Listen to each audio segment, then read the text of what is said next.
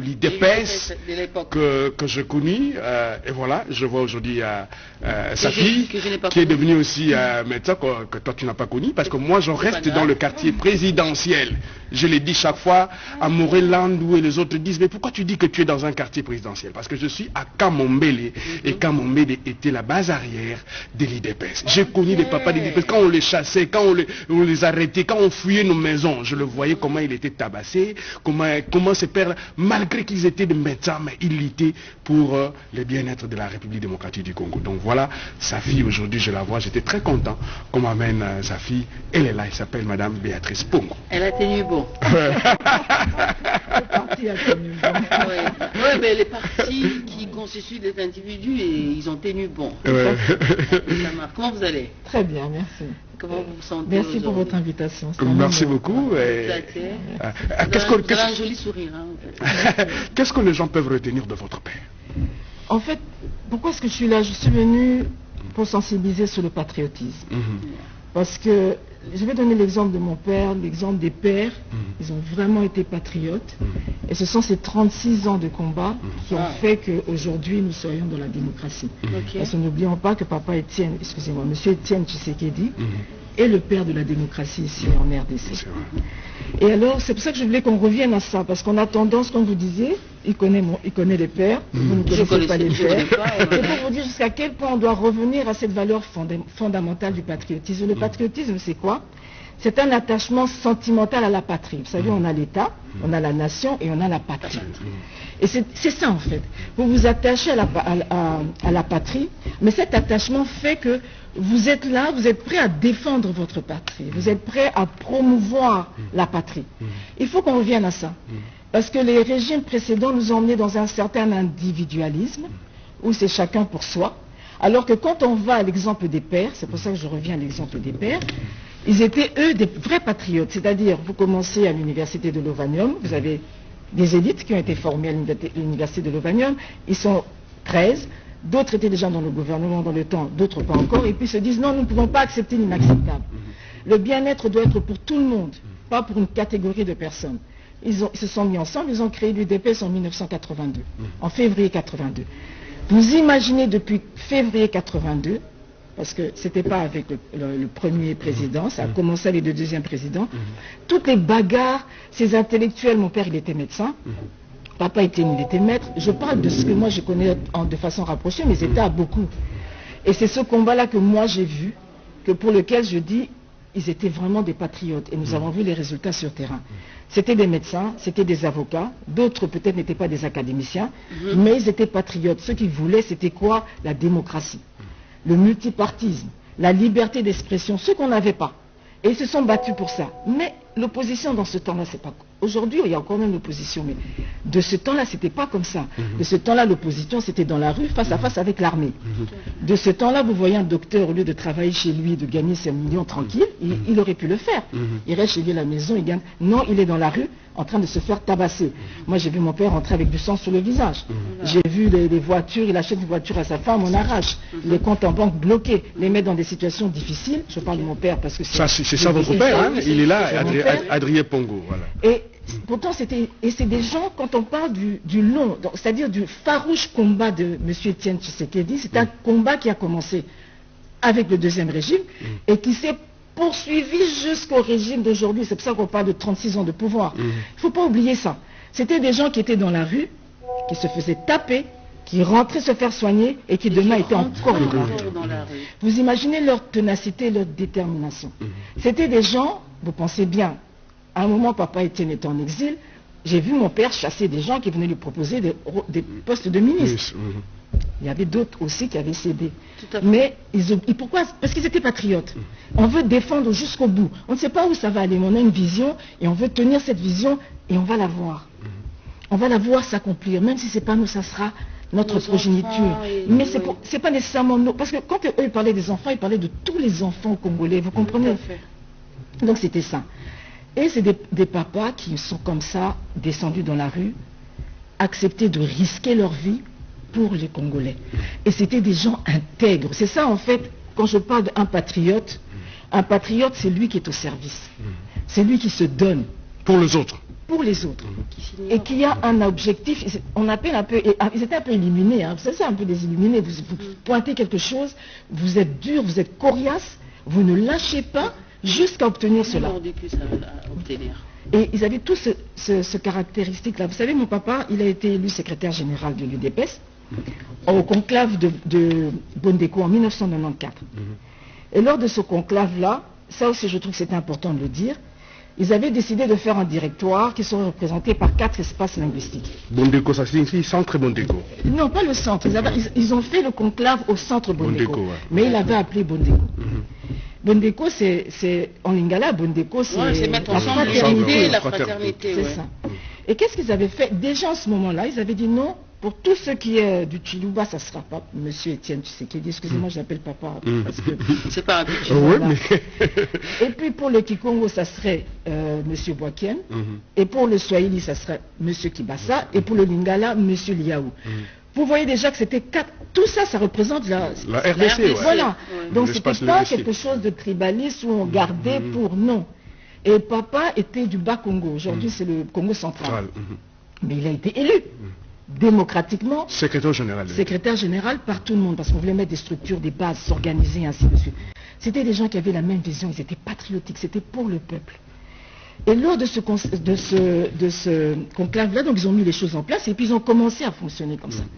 Mais je tiens encore à insister, parce que les gens ont l'impression que c'est de l'histoire, c'est le passé. Mais moi, maintenant, si je reviens, c'est pour rappeler encore, attention, on a eu déjà un acquis, des acquis. L'UDPS au pouvoir. L'UDPS au pouvoir, je ne fais pas de la propagande, je fais un rappel de l'histoire pour que les gens se rappellent du combat pour qu'on arrive là. Qu'on ne peut pas perdre nos acquis à ce pouvoir-là.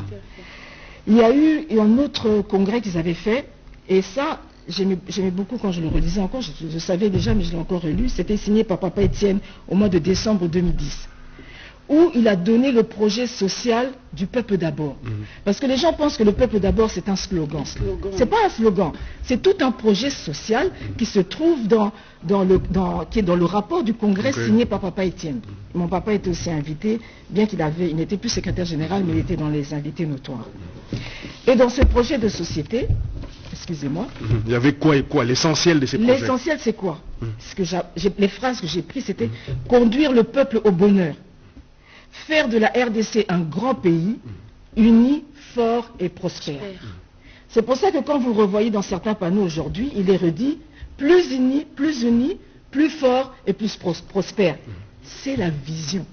Est-ce qu'aujourd'hui, parce qu'à l'époque il y avait peut-être comme opposition, beaucoup plus l'UDPS, est-ce qu'aujourd'hui les partis qui sont là sont encore patriotes? Est-ce qu'il y a encore des universitaires qui travaillent, qui gagnent leur vie, mais qui se battent tellement pour le bien-être du Congo? C'est pas pour aller au pouvoir, mais pour peut-être pour la patrie. Je vais vous répondre autrement, si vous permettez. Nous avions des pères qui avaient les moyens d'être très riches et de sécuriser. On avait une enfance dorée avant que papa entre dans le DPS, ça je vous l'ai dit. Et le moyen de sécuriser, plutôt comme on dit, ma vie, ma famille, ainsi de suite, dans l'individualisme. Ils ont laissé ça de côté. Ils avaient la possibilité d'être, si avoir de la valeur, c'est être ministre, ils avaient cette possibilité-là. Mais c'est pas ça la vraie valeur. C'est ça être patriote. La vraie valeur, c'est quand, comme mon père, à la fin de sa vie, a dit, ma femme, je ne te laisse pas de l'argent, mais moi, j'ai servi mon pays. Vous voyez la différence? Ça, c'est la vraie valeur. C'est la valeur dans la dignité.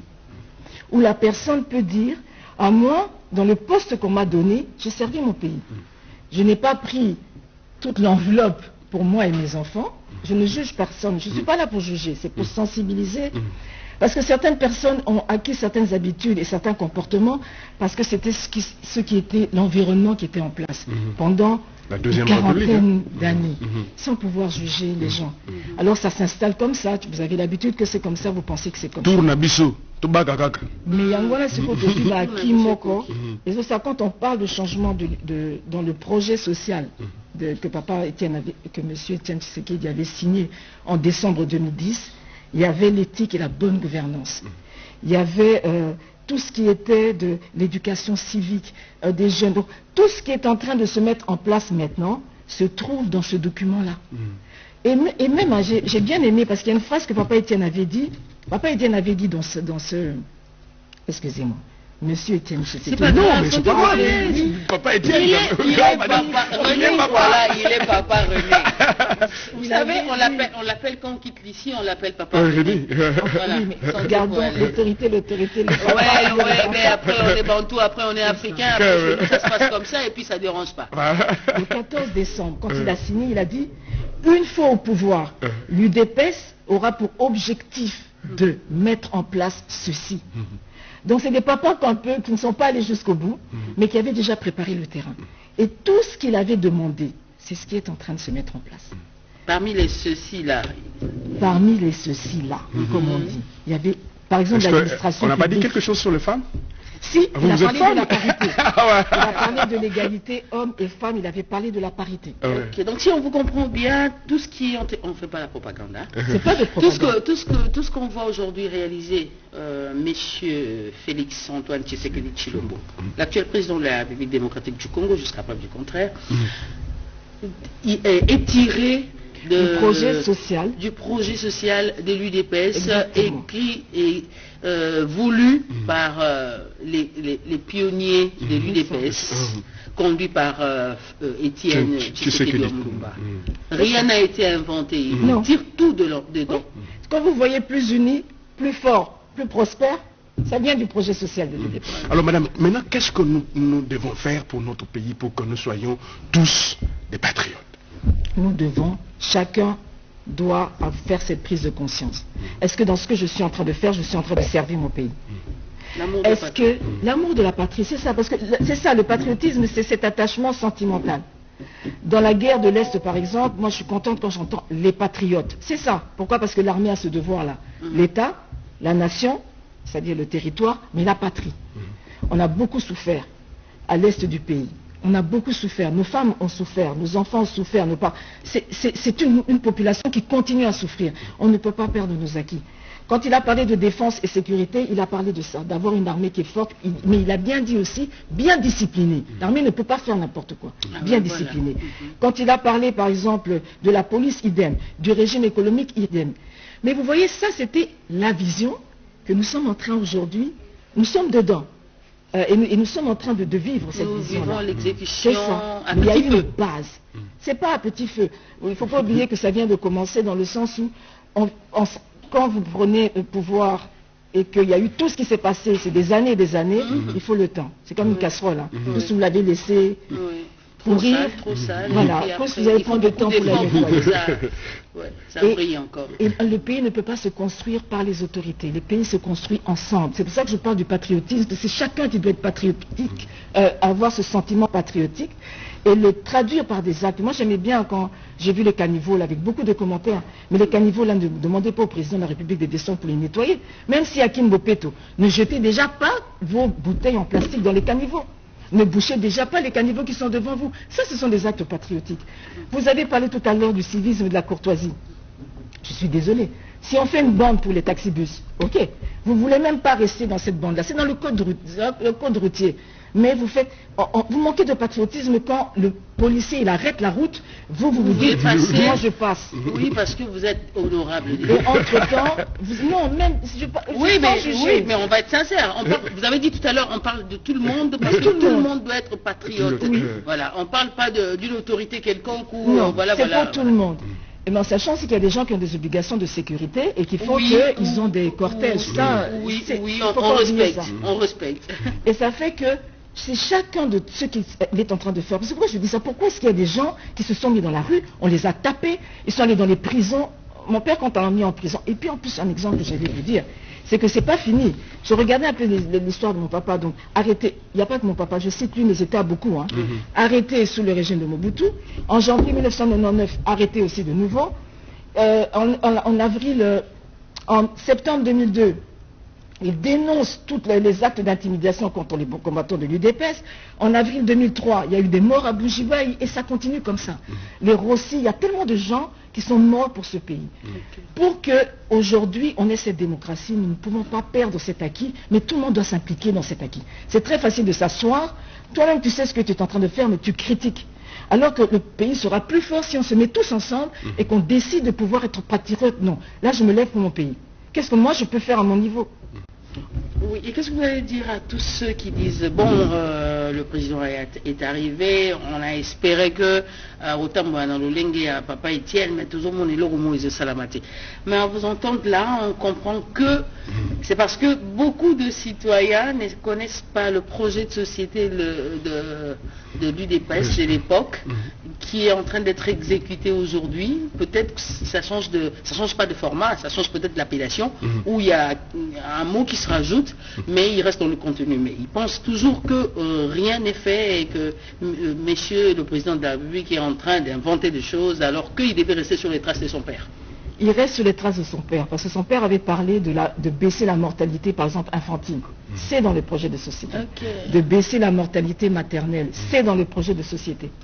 La gratuité de l'enseignement, lui il a appelé ça gratuité de l'enseignement, mais de scolariser le plus d'enfants, et on parlait des primaires, c'est dans le projet de société.